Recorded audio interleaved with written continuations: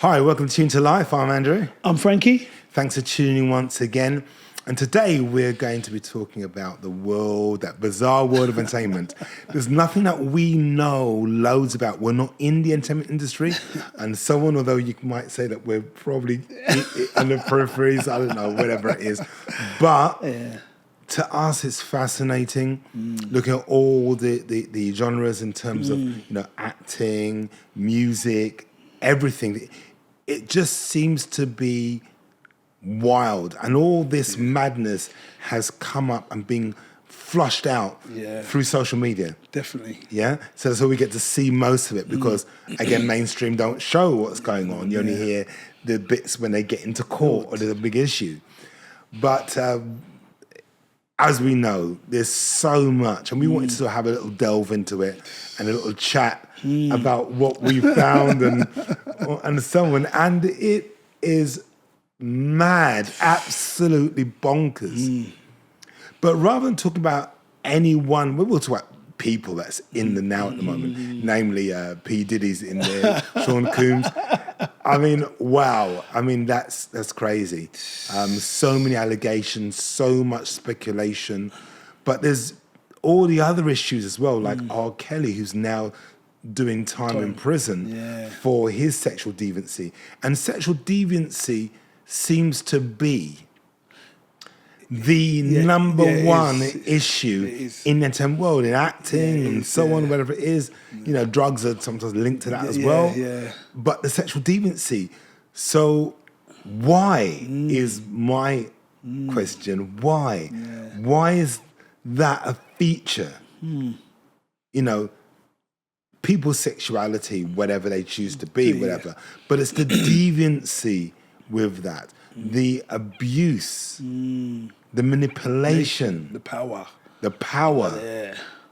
But one thing that we came across, and I looked at, and a lot of people in the entertainment industry, other than the people that were born into that industry and decided to follow footsteps of relatives who were already at the top of their game.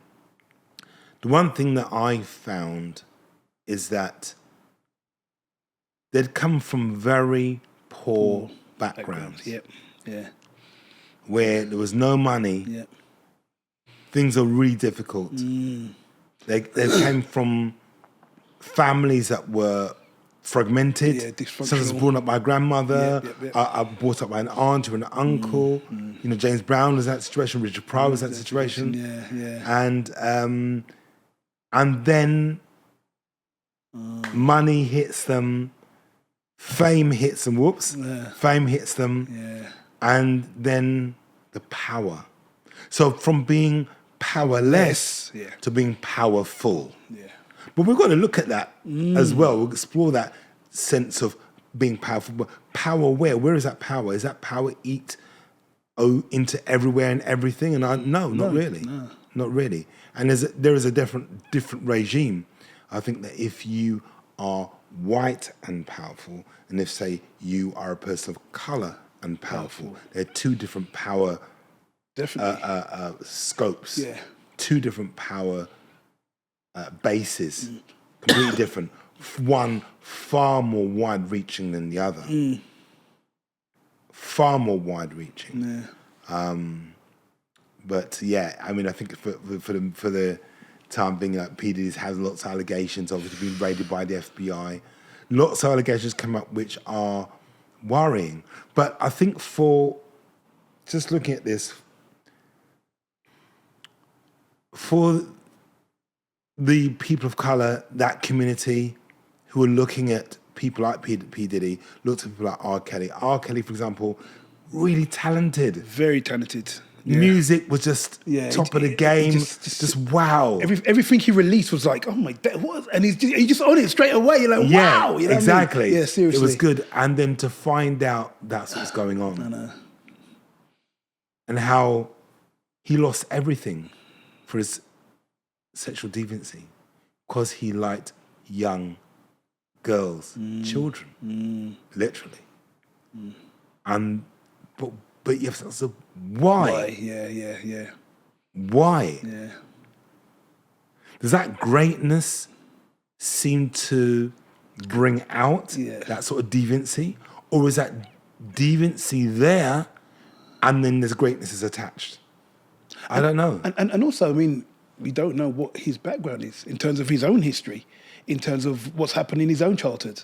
Yeah, that's true. That's true. Well, we don't know that, and same with P Diddy as well. We don't know what he may have had to do to get to where he was, what he was exposed to. Yeah, it's funny you say that. So I know I was watching a documentary on P Diddy, and I was trying to think about 2 years of age, he lost his father, which is a significant loss for any child, any person. So he lost his father, and I watched an interview with him and his mother, and in the interview he was saying that his mum did ride and die, like, you know. How old was he then? No. So it's adult. It's adult. It's an adult. Yeah, so it's yeah, adult, so yeah. just making timeline. Yeah. So yes, timeline for it. Yeah. So he was an adult, and his mother was beside him, and he said, "Yeah, she's my ride and die. You know, I do everything with her. Everything. You know, I go to the strip clubs with her, and I'm like, huh?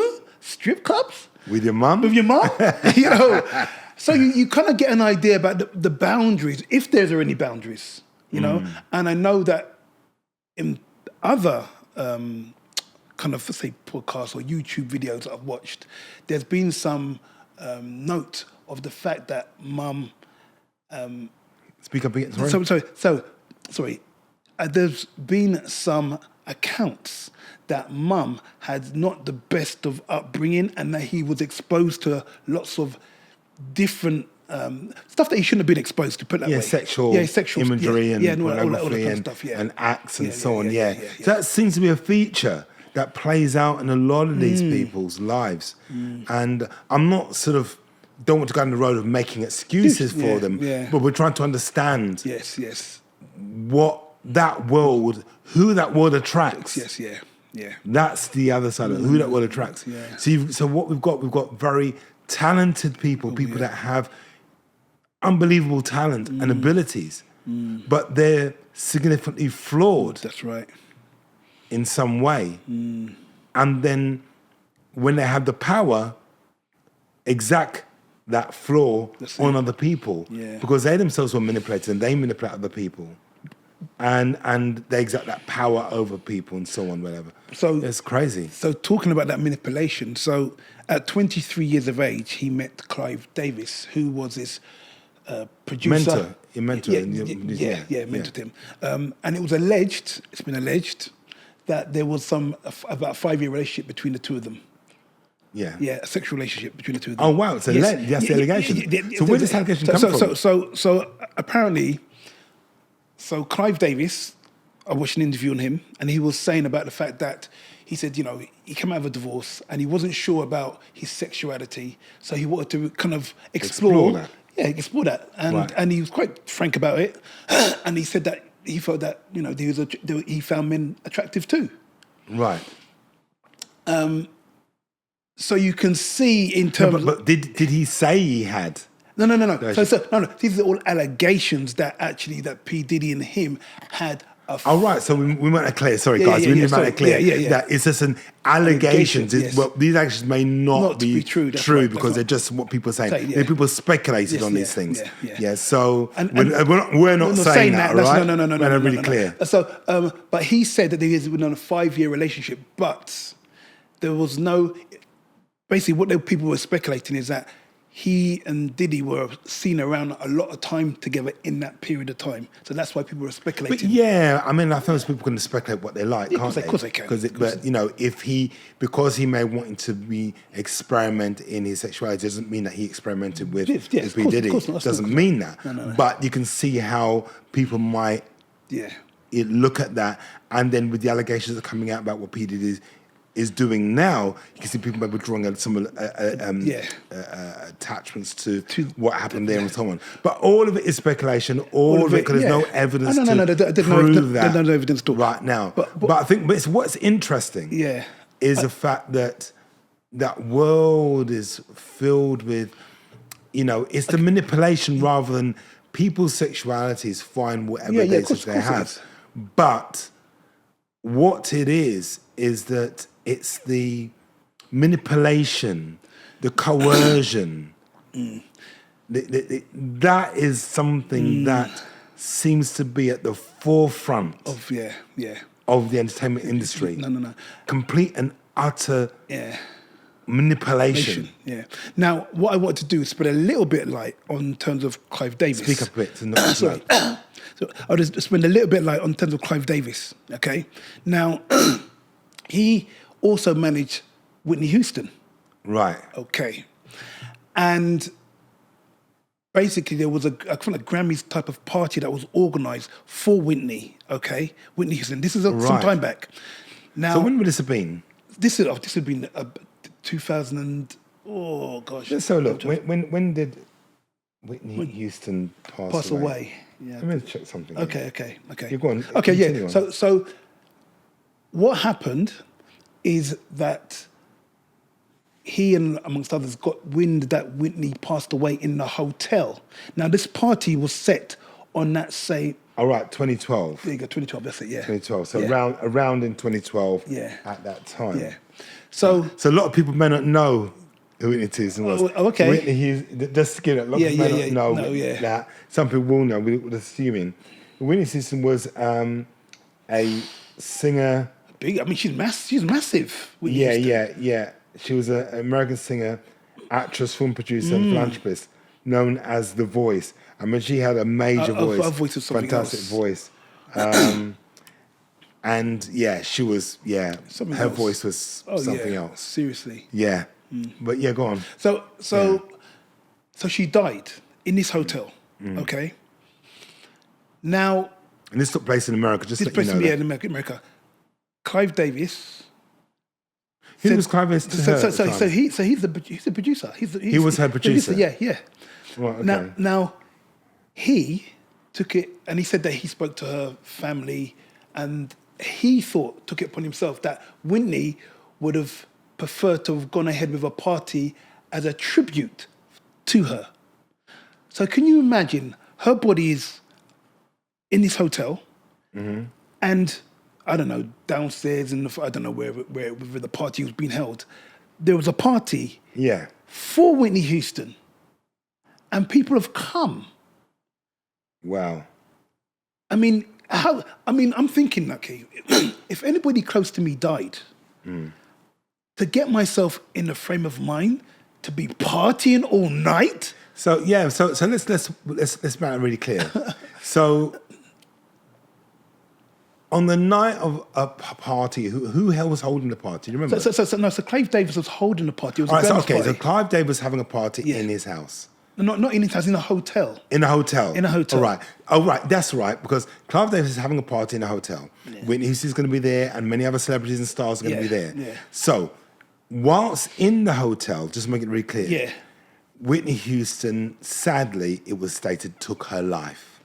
All right. So we understand Yeah. it to be. She took her life. That's what the The record is. Yeah. The record is, and when it would be known to them that she sadly passed away, allegedly Clive Davis announced Yes. that Whitney would have hunted the party to continue. Let's continue the party. Some people wanted to continue the party, said, yeah, let's party because that's what she wanted. And some thought it was wrong. Right. So Shaka Khan did an interview Where she states this. where she states that actually Was she at the party? No. She didn't go to the party. Right, okay. So I saw two interviews. One with Clive Davis talking about the fact that he felt that Whitney Houston would have wanted the party. Go on, right. Okay? So he said to the party, Yeah, right, and yeah. the party did go on. Right. And Chaka Khan said So that. she came in and heard the news and was like, obviously was devastated. And she Yeah. said she was a no fit. And at no point in her own mind, she said, me knowing Whitney she would never have wanted that. never wanted the party to go ahead. She would have wanted everybody to be Right. mourning after her. Right, which, okay. So what we're saying really is that there seems to be this lack of empathy in certain circumstances because people's need for their own fun, their own satisfaction, recognition. whatever it might be, goes ahead of everything. But I think one thing about the entertainment industry, which is, to me, is the amount of manipulation, Yeah. the psychological manipulation is just on another level. Yeah. That's what I think personally. That's what comes out from all of this. And you can see why people take to drugs. I mean, very well-known artists take to drugs. Yep. Because who would you be able to trust? Who are your friends? Who do you go to if you have a problem? Who do you share anything with if you have something good? Because that same person you may be sharing it with That's right. could be the person that brings you down That's right. or sells your story. That's right. That's right. I mean, it's really quite sad, isn't it? No. That if you're at the top of your game, you're really skilled, you're able. And what would seem to be the case is that along people's careers, in the journey to a person's greatness, it would seem to be that they get to a point where there's abyss. Yeah. There's an abyss.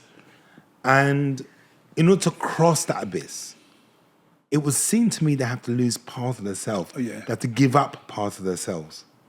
Something goes. Yeah. Where it's given up. They have to sacrifice something, their humility, their integrity, their ethics perhaps, or some sort of sexual debauchery or whatever it might be. It seems to be the case. And when they cross over that side, they get to the other side and they think it's going to be good and happy, and it's not. Very much so. Because there's something that they gave up in order to get there. Yeah. And I think a lot of people get lost in that place. Yeah. And you find, I mean, it's a common practice that you hear people in the entertainment industry going to clinics for their mental health, for drug and alcohol, all of that type of stuff. Yeah, that's right. And I think that's what happens because, can you imagine? I mean, just play this out, and I'm sure a lot of you guys would have listened, you're listening, would have thought of what it would be like. Can you imagine being a superstar, trying to put your feet in their shoes? They're a superstar, and they get to that point where everybody's, giving adulations and look at them and putting them on this pulpit. Yes, men. Yeah, and you have a problem. There's some issues. You're unhappy about life. Who do you talk to about that unhappiness? Because imagine you talk to somebody, a friend, and paparazzi gets hold of it. And they say, we'll pay you 100 grand, 200 grand for that story. Someone leaks it. How do they know? Yeah. So you now have got to be very wary. Yeah. Even your family, you've got to be wary of. That's right. Yeah. Being set up perhaps with, maybe for a guy, set up with a girl who has no real integrity, will be with you, be in a relationship with you, and then when you're finished, sell the story, that's right. life with X or life with Y, and exposing all your deepest secrets, your deepest fears, your desires, your wants, whatever it might be. So I personally wouldn't want to be in that world. No. I can see how that world would be really difficult to navigate. Okay, and very lonely. Yeah. And again, I think with, if you're a musician, the labels, they're so used to it. They've got it down to an art form in terms of how they manipulate and use people. That would be scary. I think, again, even in the acting industry, there's definitely narratives that are portrayed all the time and that are pushed. And how does one circumvent that? I don't think you can. I don't think you can even... I think it's such a massive machine. People talk about going against that machine, trying to change that machine. I don't think it's possible to really get that sort of change that you're thinking about, because you're part of that machine. You become a small cog in that machine. It's funny, actually. So who owns the machine? Yeah. Who's actually responsible for it? Yeah. And can a cog change the machine? Actually, there's an actor, I couldn't his name now. Quite a well-known American actor. And I think he's turned his back on the film industry because of all the things that they exist. in yeah, it. that goes on. Yeah. You know, and I mean, I think a lot of people do. They get into it. Yeah. You see, people do 3, 4, 5, 10 movies or less, and you don't hear about them anymore. yeah. They're not in it. Yeah. And I think maybe because of difficulties they experience. I know women have very difficult, they're unique difficulties that they're facing in terms of getting the same sort of pay, same sort of roles, whatever it is. But then black actresses have difficulties getting major roles as well. And they're great actors like Angela Bassett, fantastic actress, excellent. brilliant. Yeah, very but good. she's, in my view, never really been given the plaudits that she deserves. No. So there are things like that. And there's issues again within, say, female actresses not getting paid what male actors get paid. Definitely. But also within that, the black actresses aren't getting the roles that the white actresses are getting, or getting the same plaudits. So there are issues there again in that respect, from what I see or read. Whether they're actively so or not, I don't know, but it's just what I read, I've looked on. And with black male actors, and that's another thing to look at again, because this is always an issue because it's close to our hearts. Yeah, of course. So of we're course. going to mention this. We see a lot of black actors who've done immense things to helping the image of black people. Yeah. However, let's look at this. Let's take one instance. A movie, Hancock. Yep. Yeah? Yeah. First time we ever see a black superhero, Will Smith playing that role. People get excited about it. But he's a superhero that has issues, really big issues, and a serious alcohol problem and a serious attitude problem. So I thought, oh my God, here we go. And his counterpart, being a white female, Charlie has more or less got her act together, doing what she's doing, and is the more powerful of the two. So the narrative again is pushing that, you know, this, you know the narrative in that. It's not great. No. And actually, the funny thing is, I was looking actually because I was looking on. I mean, obviously, we see the stereotypical roles, you know, racism, slavery, gangs, all that type of stuff. All that stereotypical. It's all the same. And I was looking at Will Smith's films, and actually, there's a lot of them. I mean, there's some of them are really good, that are different, but a lot of them fit that very same narrative. That very a lot same, of them do. Yeah. A lot of them do. A lot of the actors do. And you wonder. Apart from, go on. Apart from, which is quite interesting, Go on. Samuel Jackson. Some of his movies, some do, but some he's very, very good. Like he played Shaft. Oh yes, Love that movie. Love that movie. Yeah, love that movie. That was good. I mean, for what it was. It's not the best movie he's done. Yeah. But I loved it. Yeah. Again, because he wasn't getting punked out. Yes. He wasn't going to get shot. Yes, he was the star. He was the main man in that. And I loved the way it went. And that was good. Yeah. It was refreshing and good. Although, yes, I loved Pulp Fiction. Oh, yeah, Pulp Fiction. And for me, although I loved John Travolta's as it, but Samuel Jackson just brought something different to it. Listen. It was really good. Yeah.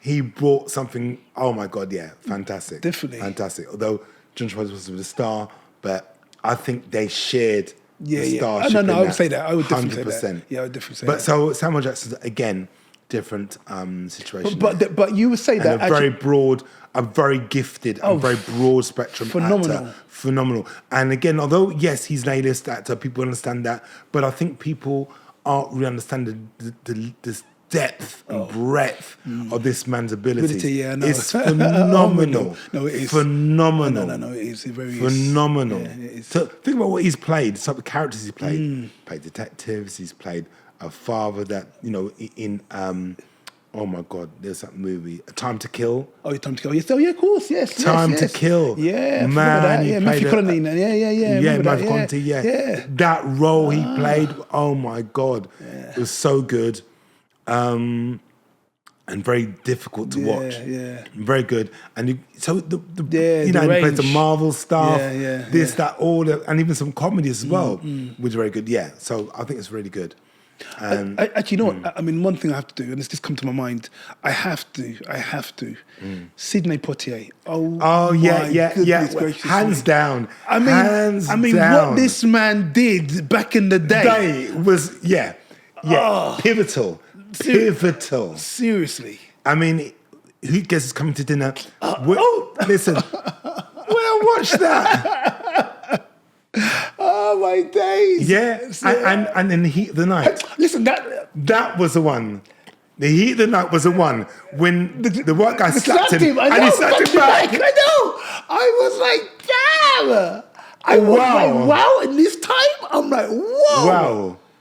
And yeah, so that was something that I think changed people's views. And his roles in movies was not this subservient guy. Yes, master. Yeah. I'm. How's it? You know, that role had gone. You saw somebody who was standing on his own two feet. Somebody that had integrity. And somebody was going to willing to ride or die for what he believed in, and so on. So it gave black people the imagery.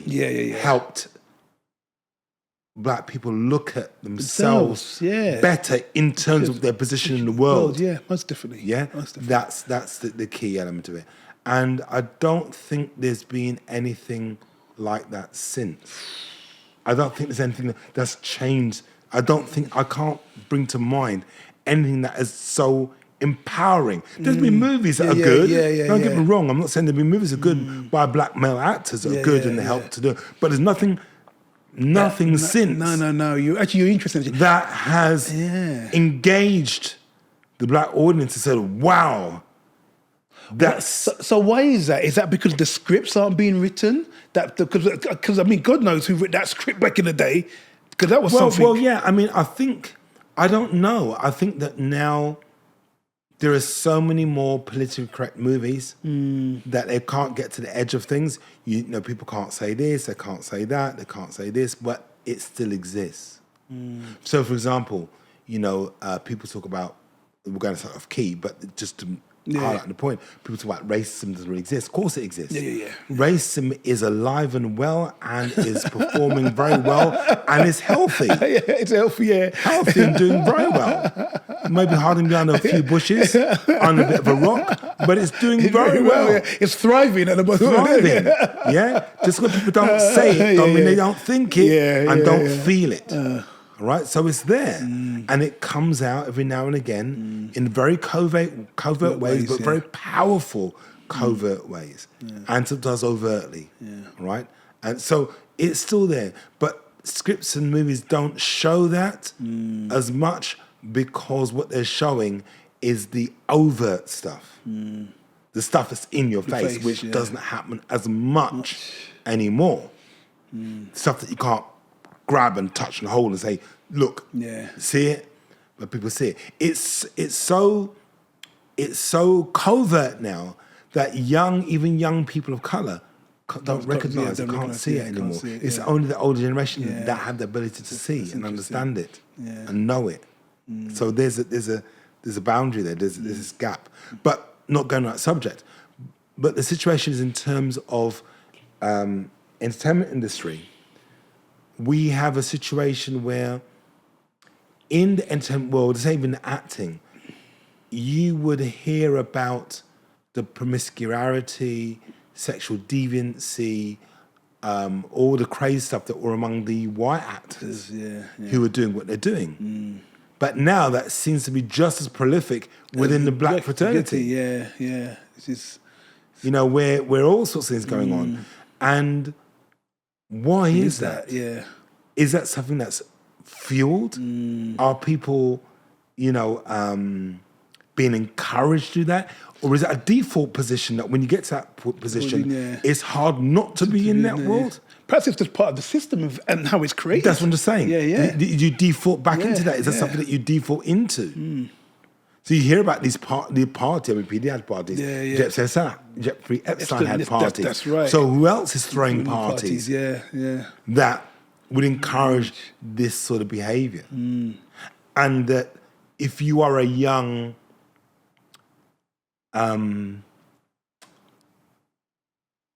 person who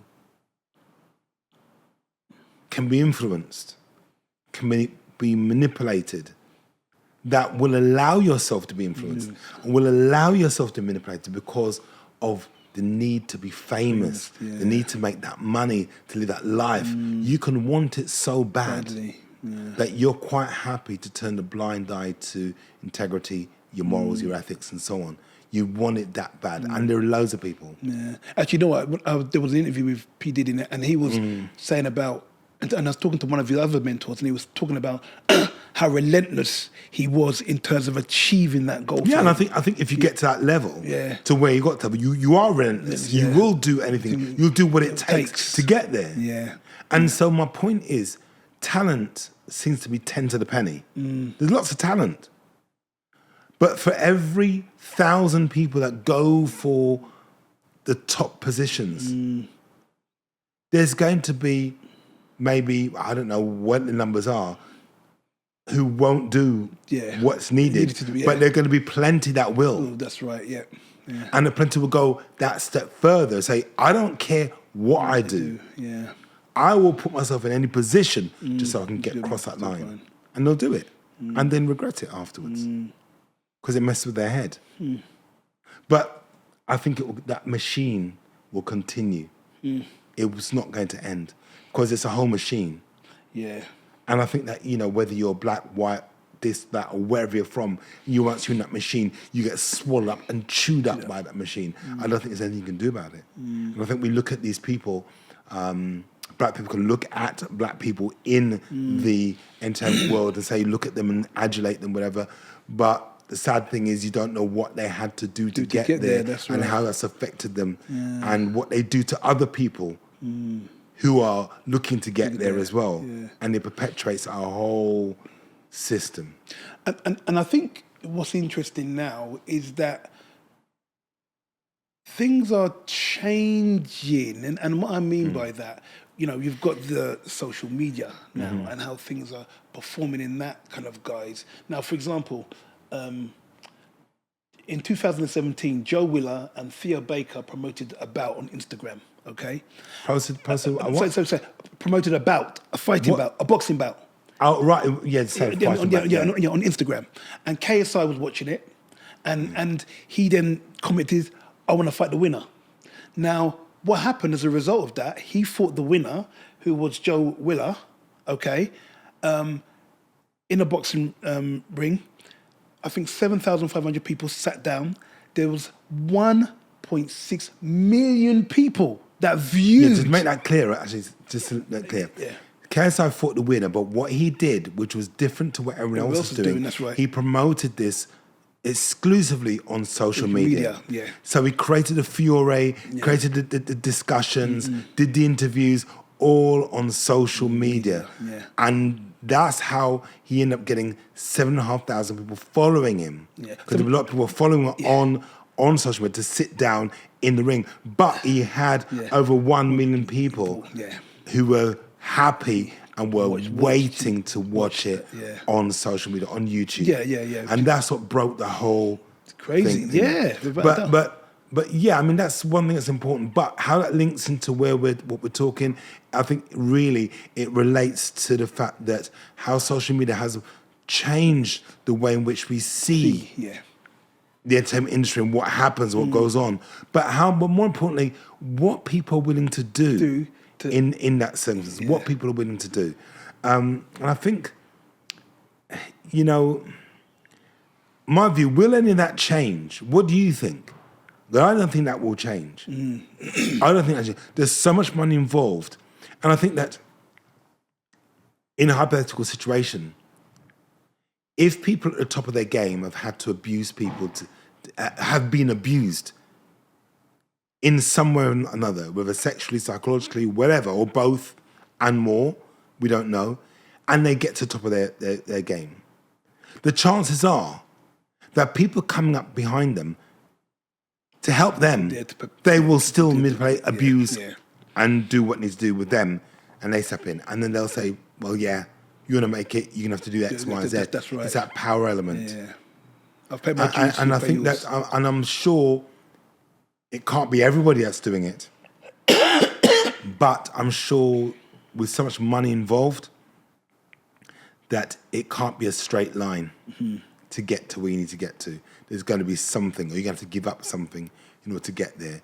And that's quite sad, but it seems to be the world of entertainment. Yeah. Whether in acting, musician, or this or that, it just seems to be how it is. Yeah, and I think it's difficult. And I think that's sort of like people who in their life have been exploited, in their life have undergone great hardship. And then to go into that industry and then be the subject of exploitation and then be the person who now exploits and subjugates. That in itself is sad. See what I mean? It is very much so. That's sad. Very much so. And it's not to say that people can't do that, because even if you're not in the entertainment industry, you still find people, their characters will be such that they will exploit people anyhow. That happens outside that. But on a much more bigger scale, to think that if you experience racism on a daily basis and difficulty on a daily basis, that you'll get into a position of power that you'd want to change that. But you don't. You exact all the negativities and nasties on people coming up. You do that. Yeah. So that's the cruel world. It's a very cruel world. It's a very, very cruel world. And I think that there are going to be some interesting outcomes as a result of that. Because let me just show you here about some people. And it's although we talk about it, but we don't really look into this a lot. But let's just have a look here. Bear with me a second. I didn't connect. Right. This is a DVD talk. You have allegedly Pete Townsend, child porn possession. Chuck Berry, the voyeur, videotape women changing and using the toilet. Allegedly. I don't know if he was ever Found guilty. guilty of it. Rick James, sexual assault, torture and kidnapping. Yeah? Gary Glitter, we know. Yeah. Led Zeppelin, Michael Jackson, accused, never found guilty. Jerry Lee Lewis, incest sex with a minor. Marilyn Manson. Yeah? George Michael, we know. R. Kelly. So there's so many. Yeah, there's so many.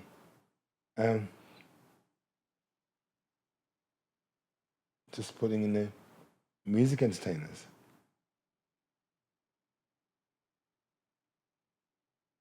I don't think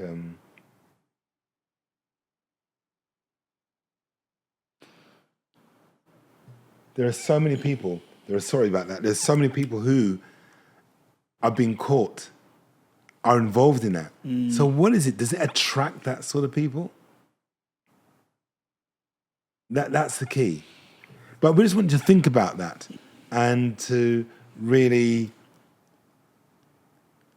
we just want to talk about those sorts of things and talk about that sort of element of things and how that plays out, what that means. And I think it'd be very interesting to see the outcome with P. Diddy. And I don't know whether there will be some massive outcome with that, because even with Jeffrey Epstein, though he killed himself, we'll never get to know the truth because he's no longer with us. But will the same happen with P. Diddy? Because he allegedly has got a lot of videotapes of people potentially involved in lots or of allegedly in compromising positions. Yeah. So we'll have to see what happens there. Yeah. But I think whichever way, the world of entertainment is a crazy world, and It's a price to pay. there's a price to pay. And I think we'll have to touch base on this again when we hear more about it. So it's a shorter one this time, but like, share, and subscribe, and please have a look at this and DM us and let us know what your thoughts are on this. Or by the time this goes out, we'll probably know exactly what's been going on. Lion Ray, take care, and we're out. Bye. Bye-bye. Take it, bye-bye.